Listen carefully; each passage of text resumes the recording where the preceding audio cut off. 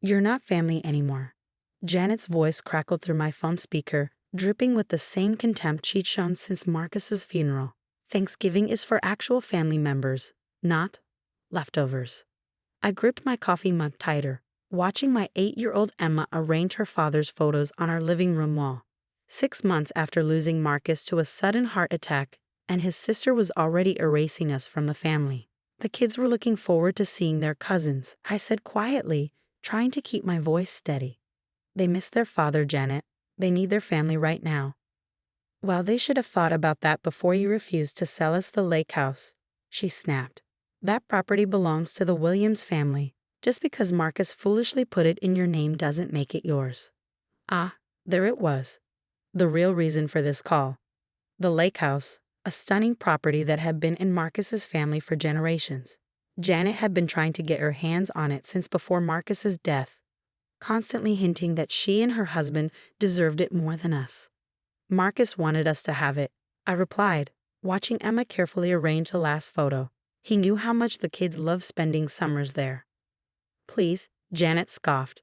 You've been trying to take everything from us since day one. First, you convinced Marcus to move across town. Then you turned him against us with your ridiculous ideas about boundaries. And now you're clutching onto property that rightfully belongs to his blood family.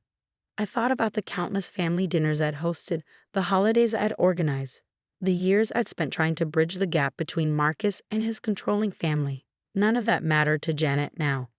In her eyes, I was just an intruder who'd overstayed her welcome. Listen carefully, she continued, her voice sharp. Thanksgiving dinner is at my house at 3 p.m.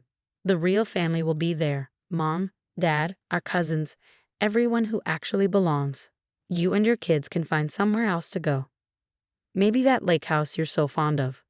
Before I could respond, she hung up.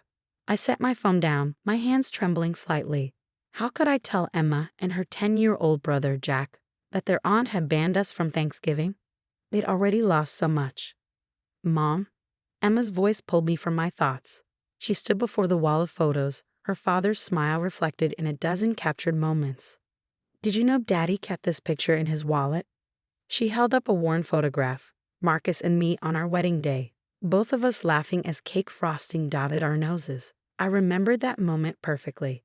Janet had been furious that we'd chosen a casual reception instead of the formal affair she'd insisted upon. He carried it everywhere, I said, pulling Emma close. Said it reminded him of why he fell in love with me, because I could always make him laugh. Aunt Janet doesn't laugh much, Emma observed innocently. Maybe that's why she's always so mean to us. Out of the mouths of babes. I hugged her tighter, breathing in the familiar scent of her strawberry shampoo. Sometimes people let anger make their choices for them, sweetheart. But that's their burden to carry, not ours. Later that evening, after putting the kids to bed, I sat in Marcus's old study, surrounded by the remnants of his life. His reading glasses still perched on top of unfinished paperwork, his favorite coffee mug gathering dust on the desk. I opened his laptop, navigating to a folder he'd shown me just weeks before his death. Just in case anything happens to me, he'd said, his expression unusually serious. Everything you need to know is in here. Promise me you'll read it if, well, just promise me. I promised, never imagining I'd need to fulfill it so soon. Inside the folder were dozens of documents, financial records, property deeds, and a video file dated 3 days before his death. With trembling fingers, I pressed play. Marcus's face filled the screen, his kind eyes crinkling at the corners as he smiled. Hi, love, he began. If you're watching this, something's happened to me. I know my family, especially Janet, will try to make things difficult for you and the kids. They never understood why I chose to break free from their control, why I picked happiness with you over their suffocating expectations. He paused, running a hand through his hair, a gesture so familiar it made my heart ache. I've made arrangements to protect you all. The lake house is legally yours, as you know. But there's more. Janet's been trying to get her hands on the old Victorian mansion downtown. The one Mom and Dad promised her years ago. What she doesn't know is that I bought it last month. My breath caught. The Victorian mansion had been Janet's obsession for years. She'd already planned how she'd renovate it, even picked out paint colors. Their parents had promised to sell it to her at a fraction of its value, a gesture of favoritism that had always bothered Marcus. I'm leaving the mansion to the kids, Marcus continued. Put it in a trust until they're older. Janet can't touch it, can't bully you into selling it. I know it seems harsh, but I've watched her manipulate and scheme for years. She needs to learn that actions have consequences. A knock at my door startled me out of my thoughts. It was Jack, his eyes puffy from crying.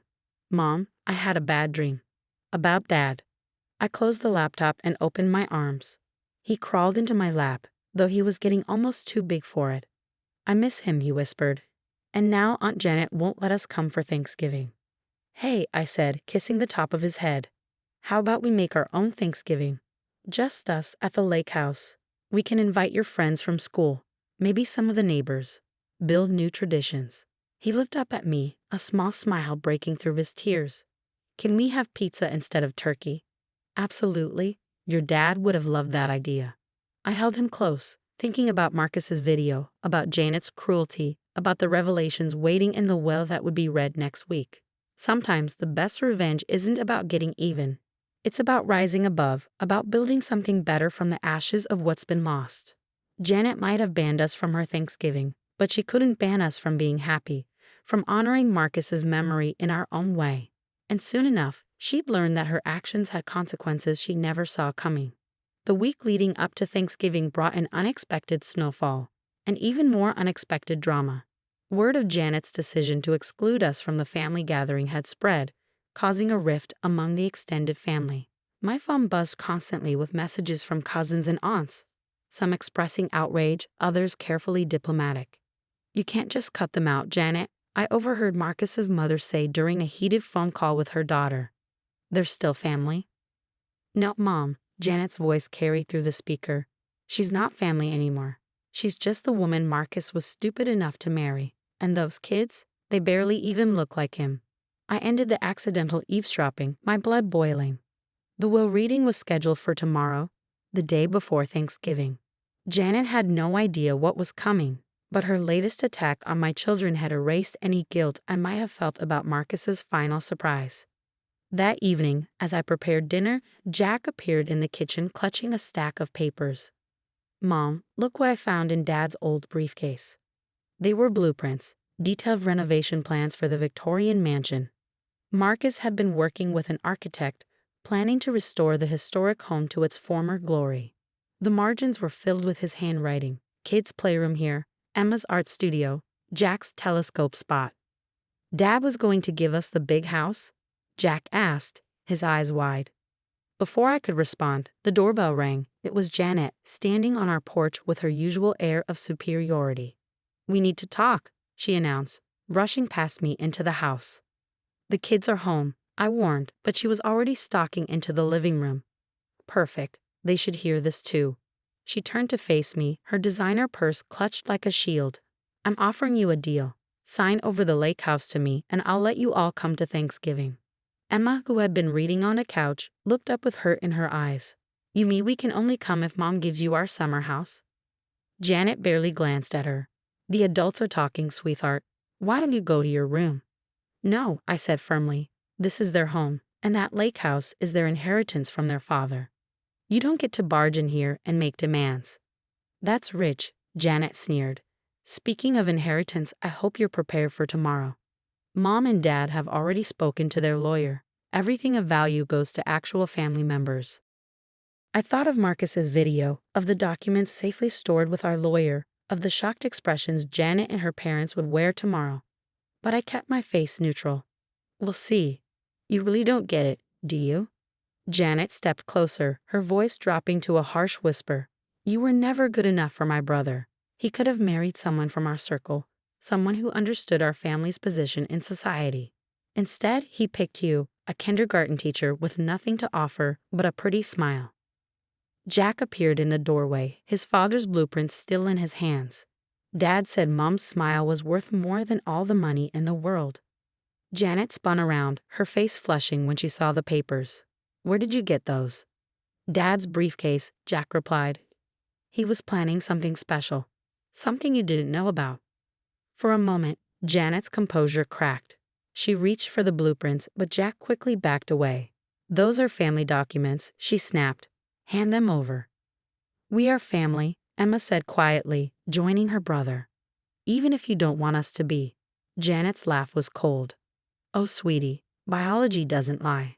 You two barely have a drop of William's blood in you. Tomorrow at the will reading, everything will go to the real heirs, me, Mom, and Dad. Then we'll see who's family. She turned on her heel and stormed out, leaving behind the lingering scent of expensive perfume and bitter resentment. That night, I held my children close as we looked through old photo albums. Your father loved you more than anything in this world, I told them.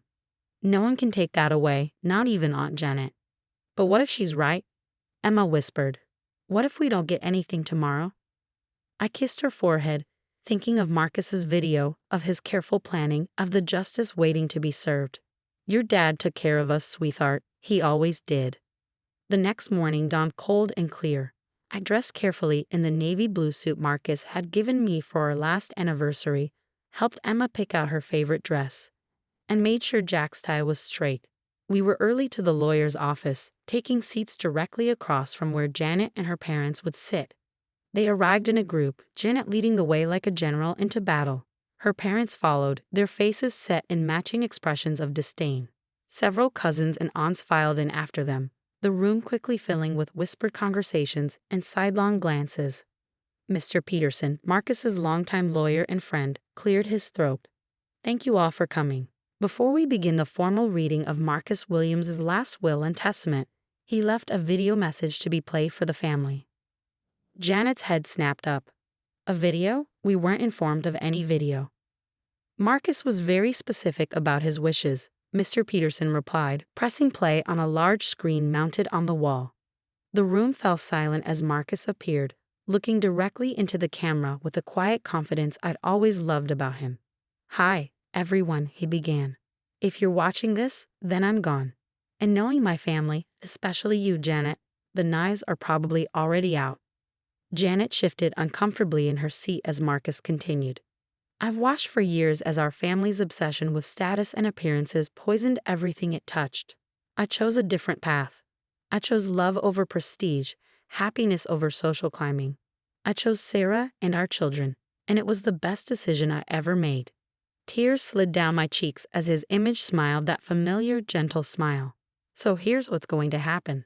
The lake house, as already documented, belongs to Sarah and the kids. But there's more. Janet, you've had your eye on the Victorian mansion for years. Mom, Dad, you promised it to her, even though you knew how much that hurt me. The room was so quiet you could hear a pin drop. Marcus's parents had gone pale, and Janet was gripping her armrests so tightly her knuckles were white. I bought the mansion last month, Marcus revealed, and I'm leaving it to my children to be held in trust until they're 21. Not because they deserve it more than you, Janet, but because they'll appreciate it for what it is, a home, not a status symbol. As Marcus detailed the rest of his wishes, I watched Janet's perfect facade crumble. Everything she'd assumed would be hers, the mansion, the family art collection, even their grandmother's prized jewelry, was going to the people she tried so hard to push away. The video ended, but Marcus's presence lingered in the stunned silence that followed. Tomorrow would be Thanksgiving, and for the first time since losing him, I felt truly grateful. Not for the inheritance, but for the man who loved us enough to protect us even after he was gone. Mr. Peterson picked up the formal documents, but I barely heard him begin the official reading. I was too busy holding my children, watching Janet's world shift on its axis, and feeling Marcus's love wrap around us like a warm embrace. You can't do this. Janet's voice echoed through the lawyer's office as Mr. Peterson finished reading the will. This is completely unfair. That mansion was promised to me. Her outburst shattered the stunned silence that had fallen over the room. Marcus's parents sat motionless, their faces ashen as the full impact of their son's decisions sank in. The will is legally binding, Mr. Peterson stated calmly. Marcus was very thorough in his documentation and reasoning. I gathered my children close as Janet spun to face us, her perfectly manicured finger pointing accusingly. You knew about this. You all knew and let me make a fool of myself. Like when you banned us from Thanksgiving? Jack asked innocently. Or when you said we weren't real family? Janet's face flushed dark red. She opened her mouth to respond, but her father finally spoke up. Enough, Janet. Your brother made his choices. We all have to live with them. As we left the lawyer's office, snow had started falling again, dusting the world in white. Emma squeezed my hand. Mom, can we still have pizza for Thanksgiving tomorrow? Absolutely, sweetheart. I smiled, thinking how much Marcus would have loved this moment. In fact, let's make it a tradition. That evening, unexpected visitors arrived at our door. Marcus's parents stood awkwardly on our porch, looking smaller somehow, more human than I'd ever seen them. We've been foolish, his mother said softly. Marcus tried to tell us for years, but we wouldn't listen.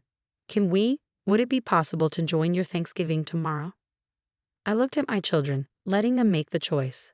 They nodded eagerly. We're having pizza instead of turkey, Jack announced. Dad would have liked that. For the first time in years, I saw genuine warmth in my mother-in-law's smile. Yes, he would have. Thanksgiving Day dawned bright and clear, our house filled with the sound of laughter as Jack and Emma showed their grandparents their father's photo wall. The doorbell kept ringing as cousins, aunts, and uncles arrived, family members Janet had tried to control over the years. We got your text about the pizza Thanksgiving. Marcus's cousin Mike grinned, holding up extra boxes. Count us in. Janet didn't show up, but somehow her absence made the gathering feel more genuine, more true to Marcus's memory. As everyone settled in with paper plates and pizza slices, his mother stood up, tears glistening in her eyes. I'd like to propose a toast, she said, to Marcus, who taught us that real family isn't about properties or prestige. It's about love, acceptance, and yes, even pizza on Thanksgiving. Later that night, after the guests had gone and the kids were in bed, I sat on our back porch, looking at the stars. The Victorian mansion was visible in the distance, its grand silhouette a reminder of everything that had changed. My phone buzzed with a text from Janet. This isn't over. You've turned everyone against me. I thought about responding but decided that some silences speak louder than words. Instead, I opened Marcus's video on my laptop one more time, letting his voice wash over me. Remember, love, his recorded image said, sometimes the biggest gift we can give our children isn't property or money. It's the courage to stand up for what's right, to choose love over bitterness, joy over spite. The next morning, a moving truck appeared outside Janet's house. She was leaving town, someone said, moving to Florida to start fresh. The Victorian mansion would stand empty until the kids were old enough to decide its fate. But that was okay. The house wasn't what mattered. It never had been. What mattered was the lesson Marcus had taught us all. That family isn't defined by blood or inheritance, but by the choices we make and the love we share.